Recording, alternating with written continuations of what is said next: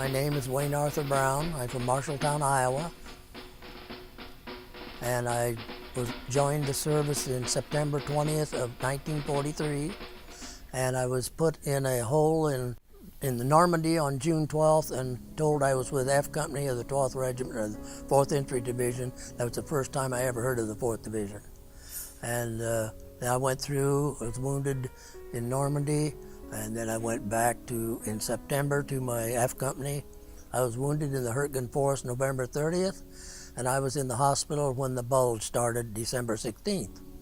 And they came around the day before Christmas and asked every man that could stand up to stand at the foot of his bed.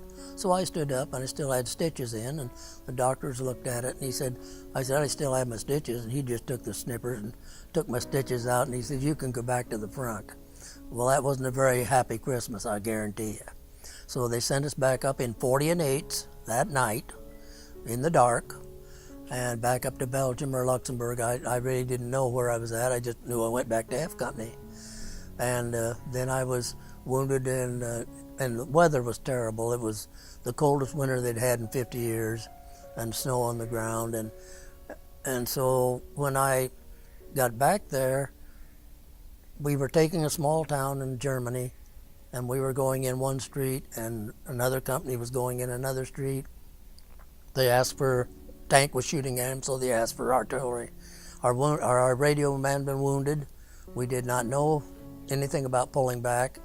And now I know how the Germans felt when they were under our own artillery, because they just poured that to us and will shell come right through the roof of the house. And of course, we had 8 German prisoners, and they were hysterical. And of course, we weren't too happy either. There was about 6 of us, and it wounded 3 of us. It's a wonder it didn't kill a lot more or hurt it a lot more.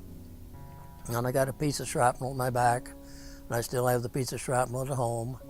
And it went in my back right at my waistline, where the half belt on an army overcoat. And it went through all of that in my field jacket, my cartridge belt, my web belt, and long johns, and went in beside my spine and went in about a ½ inch into my back, beside my spine, not in my spine.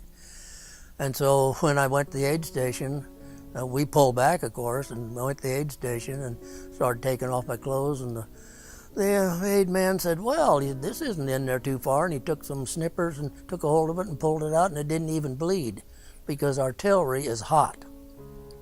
And when it hit my back, it just cauterized it. And so he said, I'll put a little sulfur powder and you can go back up the front.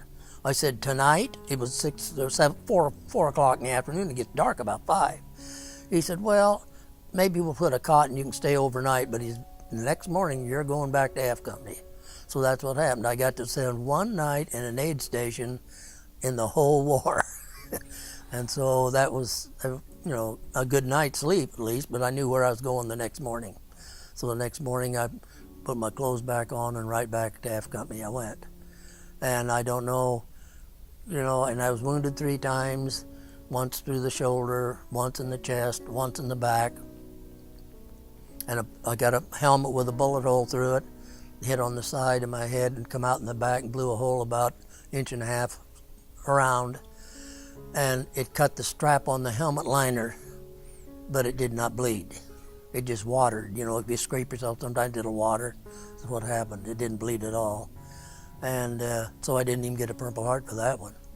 But so, I had a lot of close calls, and you wonder sometimes why me, and why I came back and other people didn't. But I talked to a fella years ago when I went to an Army reunion at the 4th Division, and he said, don't think that way. If you keep thinking like that, it could drive you crazy. He said, you're here for a reason, take advantage of it, and I have, because been married 68 years to the same woman.